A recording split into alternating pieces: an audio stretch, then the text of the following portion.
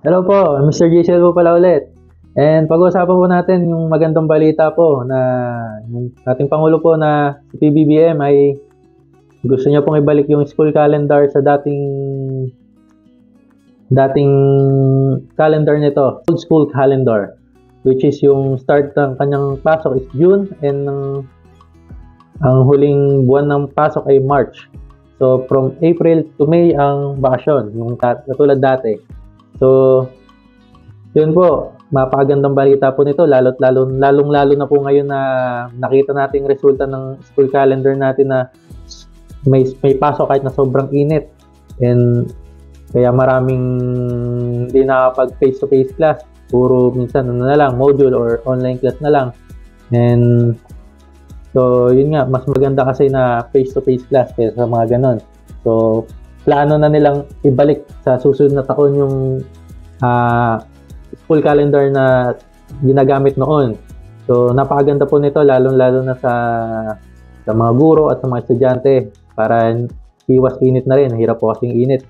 Mas, yung ulan medyo okay pa, pero yung init talaga, mahirap yan. And sa mga OFW na may mga anak sa Pilipinas na nag-aaral, and yun po, medyo mawawala na yung iniisip nyo na baka kumapaano yung anak nyo kasi sobrang init, di ba? Or yung mga kamag-anak nyo na mga guro na pumapasok sa school. And sa mga magulang rin po na naghahatid sa mga anak nila, siyempre, mahirap din po yun, maghahatid ka sa school bago napakainit, susundo ka, napakainit din, di ba? So, napakagandang balita po nito sa atin, sa lahat, hindi lang sa mga OFW, may pamilya sa Pinas, and sa lahat po ng Pilipino, sa mga estudyante, sa guro, napakagandang balita po nito. And sana po matupad na ngayon at ma-implement na yun next year. And ang sabi nga po, nagkausap na nga raw po si Pangulo at Vice Presidente kasi si Vice President po kasi yung Secretary ng Education. So, nasa kanya rin po yung decision nun. So, and alam, sa pagkakabasa ko po, yung balita ay ano nga raw po, nagkausap na raw po and nga plano nang ibalik siya next year.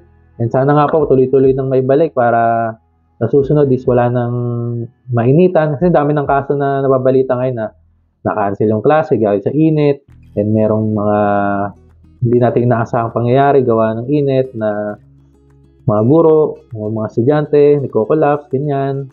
May mga ganyang balita. Napakagandang balita niyan.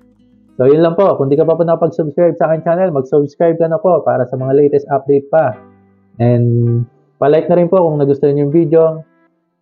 And, pa-share para updated yung inyong mga pamilya, yung mga kamag-anak, kaibigan, sa magandang balita po na ito. Thank you po.